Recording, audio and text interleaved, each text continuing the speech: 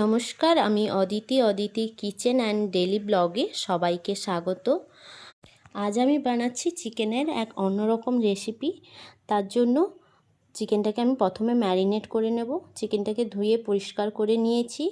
এর মধ্যে 2 চামচের মতো ভিনেগার দিয়েছি, লঙ্কা গুঁড়ো দিয়েছি, হলুদ গুঁড়ো, স্বাদ মতো লবণ, আদা রসুন বাটা, জিরে বাটা আর টমেটো কুচি, কাঁচা লঙ্কা কুচি, কারি পাতা দিয়ে আর 2 চামচের মতো তেল দিয়ে ম্যারিনেট করে কিছুক্ষণের জন্য ঢাকা দিয়ে রাখবো। এরপর আমি আলুগুলোকে ভেজে নেব। আলুগুলো ভাজা হয়ে গেছে, এবার তুলে নিচ্ছি। এবার আমি ওই তেলের মধ্যে একটা গোটা ক্যাপসিকাম কুচিয়ে ভেজে নিয়েছি। ভাজা হয়ে গেছে, তুলে নিয়ে আর কড়াইতে অল্প পরিমাণে তেল দিয়ে তার মধ্যে তেজপাতা আর গরম মশলা ফোড়নে দিলাম।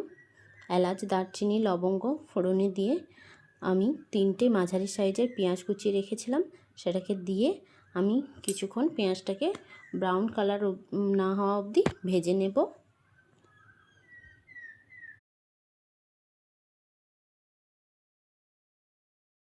ভাজা হয়ে গেছে, এবার ম্যারিনেট করা চিকেনটাকে আমি দিয়ে দেব।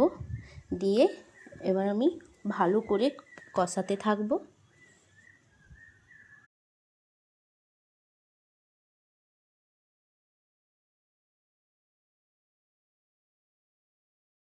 আমি ঢাকনা দিয়ে কিছুক্ষণ কষতে দেব।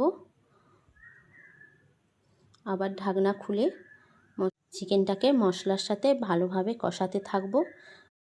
এভাবে আমি কষাতে থাকবো। এবার মাংসগুলোর মধ্যে থেকে জল ছেড়ে দিয়েছে।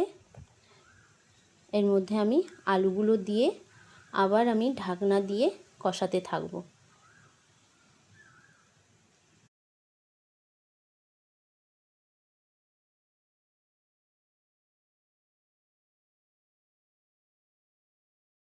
কষাতে থাকবো। এবার এর মধ্যে আমি ক্যাপসিকামগুলোও দিয়ে দেব। দিয়ে আমি আরও কিছুক্ষণ কষাতে থাকবো।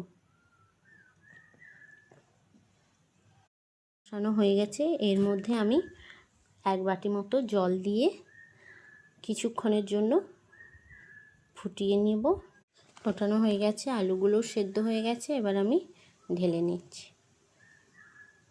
তৈরি হয়ে গেছে চিকেনের ক্যাপসিকাম কারি পাতা দিয়ে চিকেন কষা। ভিডিওটি ভালো লাগলে লাইক, কমেন্ট, শেয়ার করবেন। একবার বাড়িতে ট্রাই করে দেখবেন, এগুলো রুটির সাথে খুবই ভালো লাগবে। ধন্যবাদ।